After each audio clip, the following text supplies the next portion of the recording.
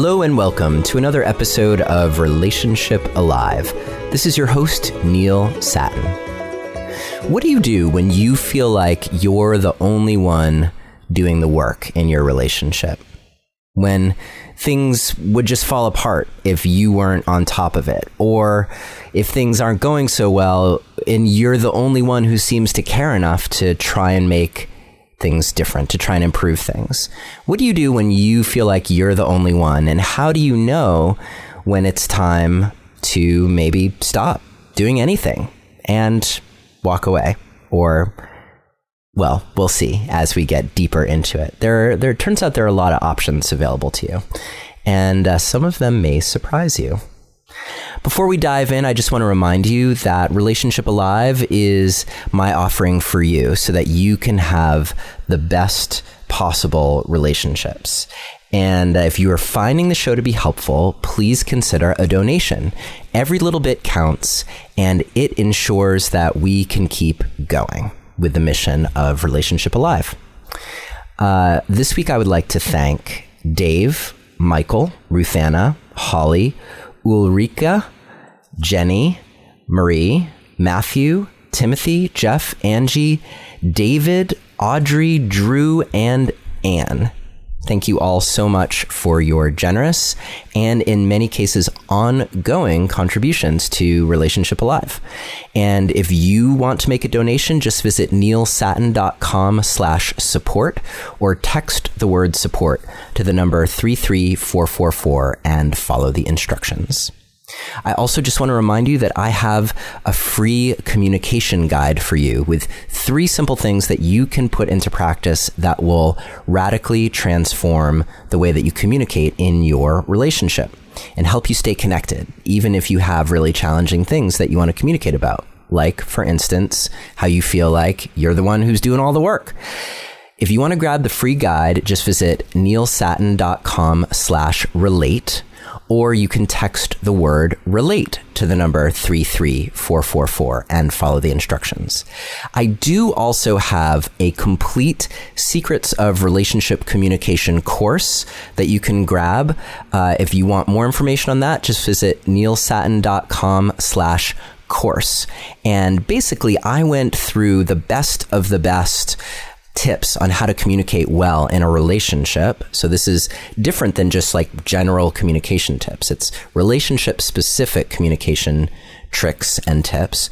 And I focused on the things that you uniquely can change. So if you don't have to get your partner to change at all, they will, because as we've talked about over and over again on the show, when you change your steps in the dance, your partner will change as well.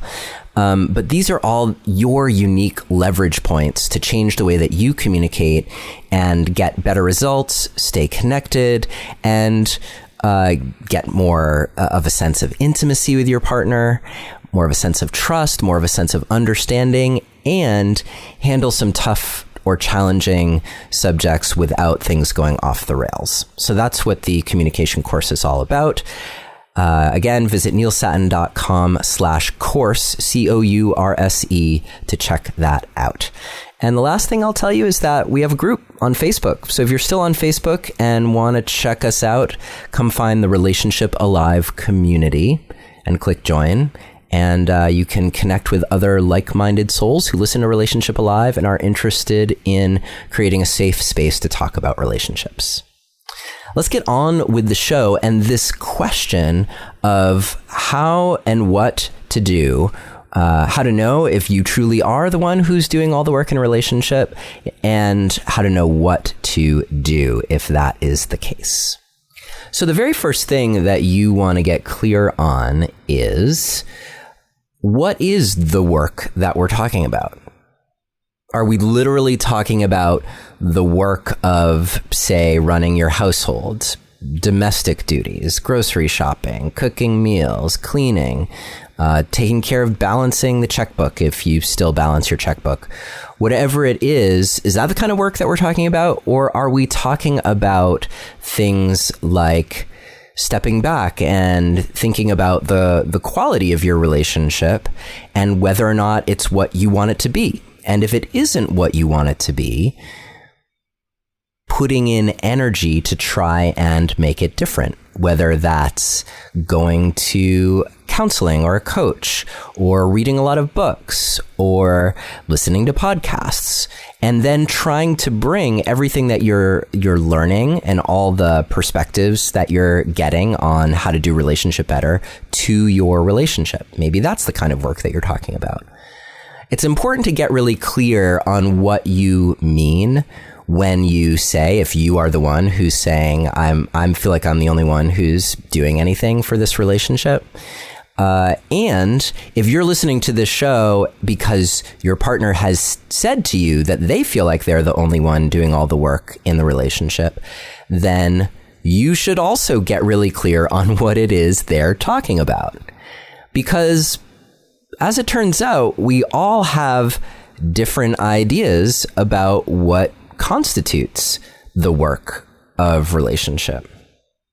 And one of the most funny, it can be funny, haha, but it's maybe a little bit more funny, weird things that can happen in a relationship is you can think that you're the one who's doing all the work, and at the very same time, your partner may also think that they are the ones who are doing all the work in the relationship. And that's classic, right? Because as it turns out, relationships consist of typically two or potentially more people. And each person brings their own perspective to the relationship. And so if you are used to looking at the world and seeing it in a particular way and thinking, oh, the work of relationship is listening to podcasts and reading books about relationship and trying to bring that to my relationship to make it better, but your partner thinks that the way to work on a relationship is to plan more vacations away and make sure that everything that needs to get done on a daily basis gets done with no one complaining about it, then not that those two things aren't compatible. Of course they're compatible, but you have very different ideas about what constitutes the work of relationship. So it's important for you to get clear on what you think your work is and maybe what you think your work isn't. And then can you get your partner's perspective? Are they sitting there thinking that they're the ones who are doing all the work? And if so, what is it that they're doing? What is the work in their eyes? What is the work from their perspective? Because it's really important in all things relationship to try to find each other, to try to get to a place where you can actually be collaborating around everything that's going on. So if you feel alone in being the one who's doing the work and your partner also feels alone, then you are missing valuable opportunities to collaborate with each other. And as I mentioned in my last episode, collaboration is where it's at. That's the spirit in which a healthy relationship can be sustained, the spirit of collaboration. So if you have some hints about what is going on with your partner or what their perspective is, that's great. And this may be a time for you to have a conversation with them and to presence what's going on with you in a way that's not going to threaten them. So if you go to your partner and say, hey, baby, can I talk to you about something? Sure, great. What is it? Yeah, I feel like I'm the only one who's really doing the work of our relationship. Well, 9 times out of 10, that conversation isn't going to go very well, because your partner is probably going to feel attacked or get defensive. And as soon as that happens, no good is really going to come from that conversation. So how do you present what's going on for you in a way that leaves it open to your partner's feedback? It might be something like, once you've initiated, can we have a conversation? Yes, of course, babe. What do you want to talk about? You might say something like, I've been feeling really alone lately. And I have this story, and the story is that I know that we both want our relationship to go well. I know we both want to be happy in our relationship. And yet I feel like I might be the only one who's really putting the effort in for that to happen. And I just want you to know in saying that I recognize it's my story. I'm probably missing something really important about what's going on with you. So I really want you to hear this not as a complaint, but as an open invitation for us to just kind of have a conversation about this, because I don't want to feel alone in this, and maybe you can help me see what I'm missing. So there's an example of how you might try to have this conversation. There are so many different ways you can have it. In general, you want to have it with a smile on your face, and you want to maintain an air of openness. Not that you have come to some conclusion about how horrible things are and how it's all your partner's fault and how you're the only one who wants to change anything, but coming to it recognizing that there may be something that you don't quite get or that you don't quite understand. Make sense? So for yourself, once you've gotten some clarity within and maybe had this conversation with your partner, you need to start asking how you decide if the way that things are is or isn't okay with you.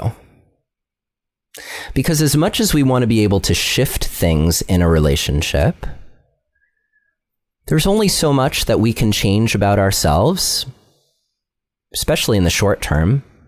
I mean, over a longer period of time, there's more that we can change.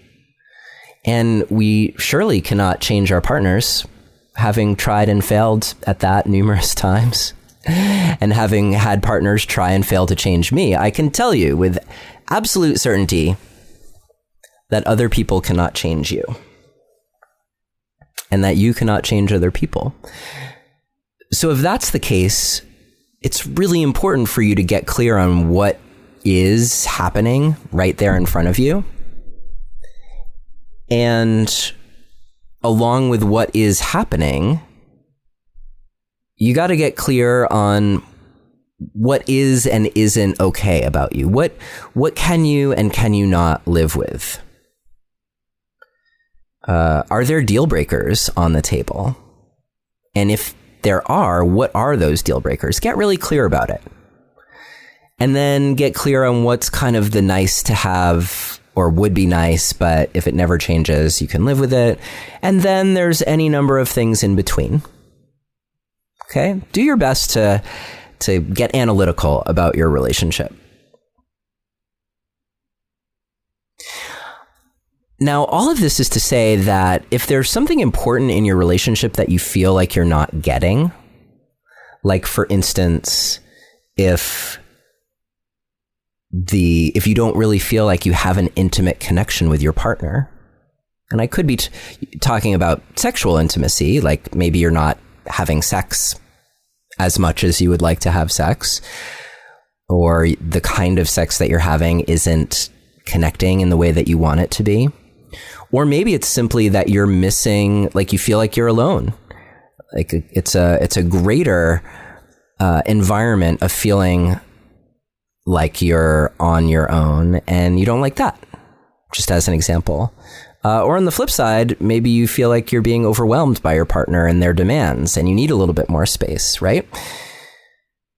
Whatever it is that you feel like you're not getting, I want you to get to a place where you get to have what you want, while at the same time you can appreciate who your partner is, what their perspective is, and that most likely they're not trying to withhold from you, but they're also trying to get their own needs met.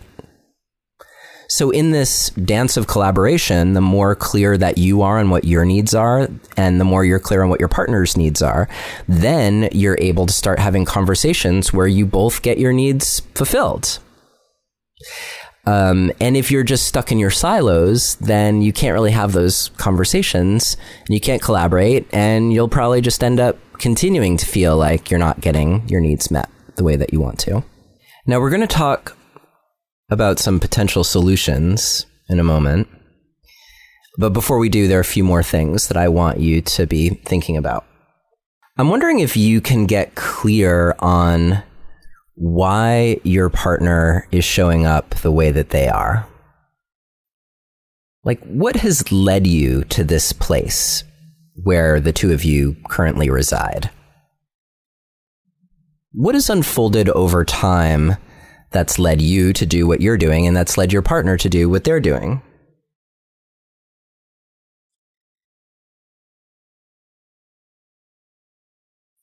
Along with that, think about kind of the long arc of time if you've been together for a while, and think about whether, like, what reciprocity has looked like over the course of your relationship. Have there been other times where perhaps you weren't doing as much work and your partner was? Maybe where you are is part of a natural ebb and flow in your relationship. See if you can get some perspective on that and where the pendulum is in terms of its swing. You know, have things gone so far overboard that there's no going back to a more balanced place, and that's why you feel like it's so important to take action? Or might things naturally come back into balance? We'll talk a little bit more about that in a moment when we're talking about solutions. The other thing that it's worth thinking about is, one, who your partner actually is versus who you want them to be. Super important. And the one warning that I'll give you here is that our tendency in these moments is to be somewhat judgmental. So see if you can assess who your partner is without labeling them. And if you find yourself assessing them negatively, see if there's a way that you can walk it back so it's a little more neutral. Like, for instance, if you said something like, well, my partner is completely shut down and they never share their feelings. That could be true. I'm guessing that it's true in your current experience of your partner. So a way that you might change how that's phrased is, currently my partner doesn't offer much in terms of how they feel. And you might even add something like, and I miss that. Like, I want to know them more in that way. Right? So the goal here isn't to develop a whole litany of things that condemns your partner and helps you make an exit to your relationship. There's a time and a place for that. This isn't that time or place. This is about just getting super clear on who the person is in front of you and what can they be reliable to show up for, and what can they reliably not show up for, at least at this point in time. Get clear on that. And finally, and this will sort of shift us towards solutions, think about how you'd like things to be. And you might develop your completely unrealistic vision of how things could be, just so you have a sense of how things would look in your ideal world. And then maybe dial it back just a little bit and see what else a potential option might be for you that would at least address some of the ways that you feel like things could be different, so that so much of the burden of betterness in your relationship wasn't on you. And with that, we are going to transition into talking about some of the simple steps that you can take to turn this situation around. But first, I want to take a quick break to tell you about this week's sponsors. And each of them has been a huge supporter of Relationship Alive, and they both have a special offer for you to support you. Our first sponsor is back to help you get the support you need from the comfort of your own home or your office or actually anywhere you are. Their name is BetterHelp, and I'm excited that they are back to continue their support of Relationship Alive. BetterHelp will assess your needs and match you with your own licensed professional therapist. You can chat with them via text at any time, and you can schedule weekly video or phone sessions, all without having to go anywhere. It's more affordable than traditional offline counseling, and financial aid is available for those who qualify. They also offer a broad range of expertise so that you can find the person most suited to helping you with your own unique situation. And so many people are using BetterHelp at the moment that they're recruiting additional counselors in all 50 states. So whatever you're going through, whether it's depression, stress, anxiety, stuff related to the pandemic, your relationship, trauma, or simply trying to figure out whether you're doing too much in your relationship or not, try out BetterHelp to help you move past the places where you might be stuck. To start living a happier life today, you can try BetterHelp, and you can get an extra 10% off your first month as a Relationship Alive listener. Just visit betterhelp.com/alive and join over 1 million people taking charge of their mental health. Again, that's BetterHelp, HELP.com/alive. Now, if you're getting tired of seeing the same old shows or looking for something new after catching up on everything you already wanted to watch, then you will want to check out our next sponsor, Acorn TV. Acorn TV is the largest commercial-free British streaming service that features compelling stories, exclusive premieres, and originals that you won't find anywhere else. Literally hundreds of exclusive shows from around the world, including award-winning mysteries, dramas, and comedies. It's been really cool to check out some new shows with a quirky, unique sensibility all their own. For instance, You, Me, and Them is a comedy that gets off to a raucous start when a couple in an age gap relationship decides that the best way to publicly debut their connection is to invite their entire families over for a birthday celebration that goes hilariously wrong. And Ms. Fisher's Modern Murder Mysteries is a fun series that's set in the 60s in Australia with groovy, eye-catching sets and costumes and an ensemble cast of exceptional women who stay one step ahead of the law while they solve the murders happening in their midst. Super entertaining and unlike anything you'd see this side of the pond. And you get access to all of this new, different content for a fraction of the cost compared to most streaming services at just $5.99 a month.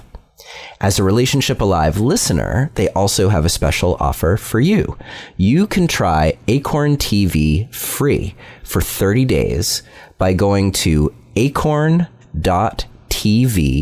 and using my promo code, which is ALIVE. But you have to enter the code in all lowercase letters. It's case sensitive. That's ACORN, acorn.tv, and the code ALIVE in lowercase to get your first 30 days for free. And thank you to both Acorn TV and BetterHelp for your support of Relationship Alive. All right, so let's talk solutions. I guess first of all, if we're talking about the work like household duties, balancing your checkbook, grocery shopping, etc., then it could be that there are some conversations that you and your partner need to have about the division of labor.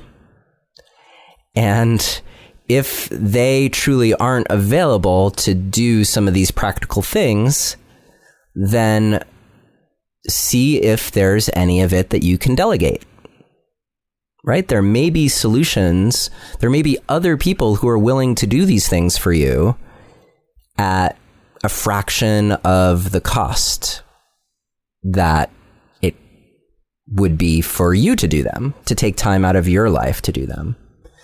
So, for instance, you might see if there's a neighborhood teenager who for $10 an hour would do your laundry for you. So it's relatively cheap to have them do that. And maybe while they're waiting for the laundry to switch, you have them do your dishes, right? Like there are all kinds of options available for you, and they don't have to be expensive. If money is not an obstacle for you, then just hire someone, hire anyone who seems good to do the work for you. Some people barter for things like that. Like they might, if they know someone who has no problem doing a bunch of laundry, but they don't really like to cook, then you might make extra food and give them dinner 3 nights a week, and they'll take care of your laundry, right? You can get creative about how you delegate or how you team up to get the stuff of life done if it's all falling on you. So this could be a combination of delegation and conversation about the division of labor. Okay, so I just wanted to cover that. That's kind of the practical, like if there are practical things that you're doing that feels like it's all on you, there are some ways that you handle that. Pretty straightforward, right? Now, let's talk a little bit more about the work of relationship, like where you feel like you're putting all this energy into making things better and your partner not so much. They're just kind of going with the flow. So what do you do about that? Well, first, I wonder if you can get clear on whether it's really worth doing what you're doing. Now, of course, I appreciate you're listening to Relationship Alive, right? Like, I want this to be a part of making things better for you. But if you are getting all wound up in trying to make things better, but it's not helping, in fact, maybe it's even making things worse because you feel all kinds of tension around the need to put work and energy into your relationship, it might be worth just stepping back a little bit to see if the things that you're working on really are worth it. Or if perhaps you're working on something that's more of a surface level problem where there might actually be something deeper to work on. Like, for instance, if you long for more romance in your relationship, then it might be tempting to try and inject more romance into your relationship. Create date nights and dinners and candlelit moments and sexy music or whatever it is.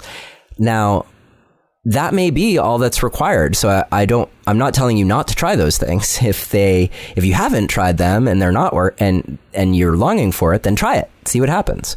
But if you're going overboard and putting all this energy in and nothing is shifting, then it could be that there's some deeper obstacle to romance in your connection, and that you need to address that deeper issue in order for the romance to change. So, for instance, if your partner is really angry at you about something or feeling resentful about something, then no amount of romance is probably going to soften their stance until you are able to address head on the things that they're angry about. So you might be headed into challenging conversation territory before you can light the candles and put on the sexy lingerie or cook the romantic dinner or whatever it is. So one suggestion that I have for you is to stop doing everything, to literally stop and get your bearings. What happens when you stop putting in all that work? What truly is the situation? How much is what you're doing actually necessary? It's possible that you're putting all of this energy in ways that aren't really required, especially if you find that you're putting all this energy in and it's not making a difference. Well, that should tell you something, that your energy is perhaps wasted if it's not making a difference. So my gift to you is to stop doing all those things reclaim all that energy and see if there's a way that you can get a more accurate perspective on what's happening. And also you'll have all that energy available maybe for a new approach, something that you're not seeing because you're so busy in the work that you're doing already. So it's not to say that there's necessarily anything wrong with it, but it's more that sense of if you're doing something and it doesn't work, don't just try doing more of it. Take a step back and figure out if what you're doing is really the right thing to be doing. Now, sometimes we do pour all kinds of energy in as a way of trying to control the situation. So that might be a question worth asking yourself. How much am I just trying to control the outcome here? Trying to control how I feel, control how my partner feels, how my children feel, how everyone feels, to control circumstances so that I'm not in a state of dysregulation. You know, maybe I get really triggered when my house is messy, so I'm always cleaning to try and keep myself from being in that uncomfortable place of being triggered. So how much is what you are doing about control? Controlling yourself and your emotions, controlling your partner, controlling others. When you stop doing it, you can step back and see with a little bit more clarity what might be true about that. I'm not saying that's definitely what's going on. I'm just saying it's a possibility. It's worth considering. Again, so much of this is about getting clear on what is and what's true. What's true about what's going on. So now that you've stopped doing what you were doing so that you can get some perspective, it's worth asking yourself, what are all the possible solutions to this situation? Are there creative ways that aren't obvious, but that would still take care of what you're experiencing? Sometimes we are so fixated on a particular path that we miss other ways of getting to where we want to go.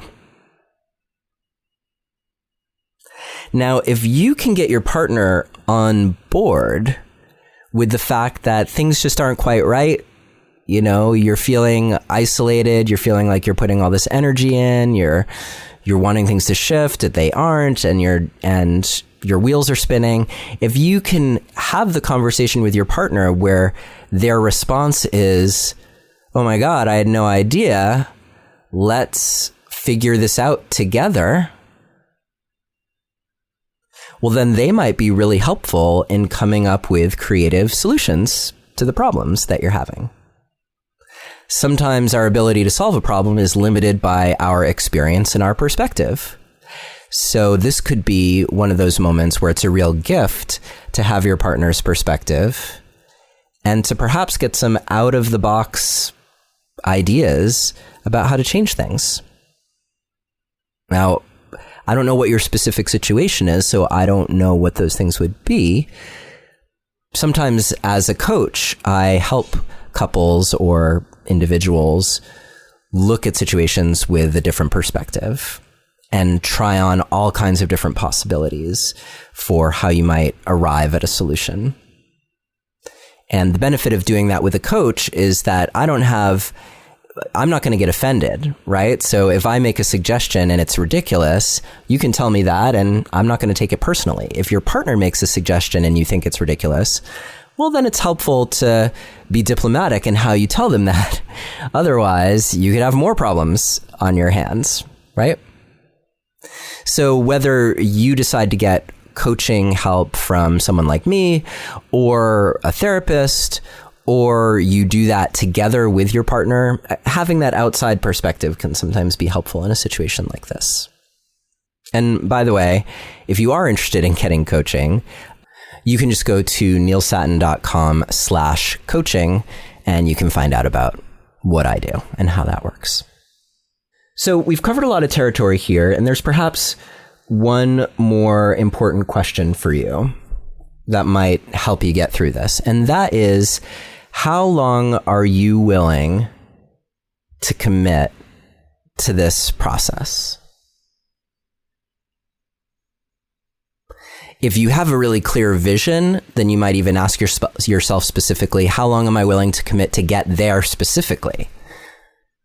But if you don't, then you might just answer the question for yourself of how long you're willing to be in the question, to be trying to collaborate with your partner, to be trying to come up with new solutions, to be stopping all of the work to ensure that your energy is not being wasted, et cetera, all the things that we've talked about today. How long are you willing? I gotta say, time goes by quickly. So you could choose a period of time that seems like a long time and find that it just flies right by. Typically, I think 90 days is a good amount of time, 3 months, especially if you're able to get really specific about your micro goals during that time. So if you say, all right, I'm willing to do this for 90 days, but then it takes you 3 months to have a conversation with your partner, well, you can't really expect things to change at all because it took you that whole time to just have a conversation. Now, maybe that represents the state of your relationship. And so it's worth thinking about a longer arc, the longer arc that will be required in order for you to get to where you want to go. Hopefully, if you know that having a conversation is just one important step along the journey, then you can say, okay, in the next week, I'm going to book a time to have a conversation with my partner. And if you're not sure about how to have the conversation in a way that will be most generative, you might say, okay, before I have that conversation, I'm going to download Neil's free guide to how to communicate, or I'm going to go through his relationship communication course so that I can communicate and so I can have this conversation with my partner in a way. So maybe in the next week, I do the communication course, and then the week after, I have the conversation with them. Something like that. You see how this works?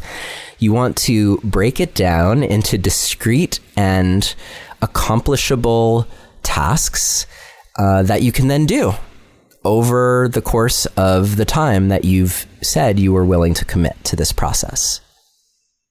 Give it 90 days as an example, but don't feel like at the end of that 90 days you have to have an answer. Just say that at the end of that 90 days, you're going to reassess how things are. What's gotten better? What hasn't? What's worked? What hasn't? Et cetera, et cetera. That is your goal. And then once you reassess, you can decide if you're going to give it more time or if you're going to just accept things the way they are, or if maybe it's time to start thinking about a kind, gentle transition out of your relationship onto greener pastures. That all being said, I've seen a lot shift in relationships over these years, and I have faith that if you give it your all, and by that I mean if you step back from giving it your all and reassess and then maybe give it your all in new ways, there might be something new possible for you. I will be curious to hear how it goes. Or if there are specific obstacles that you face, you can, of course, write about it in the Relationship Alive community on Facebook, or you can email me. My email address is Neilius, Neilius, @neilsattin.com. I can't always reply directly to your messages. I do get a lot of emails. That being said, sometimes you might just find that what you write about makes it into an episode such as this one. As always, I am wishing you the best on your relationship journey. You've got this. You can do it. If you're willing to put in all that energy to be the one doing all the work, then it's going to feel like such a relief to stop doing all that work and to just get clear and see if maybe there's a work smarter, not harder way of moving forward. Let me know what you discover. And until our next time together, take good care of yourself. Bye for now.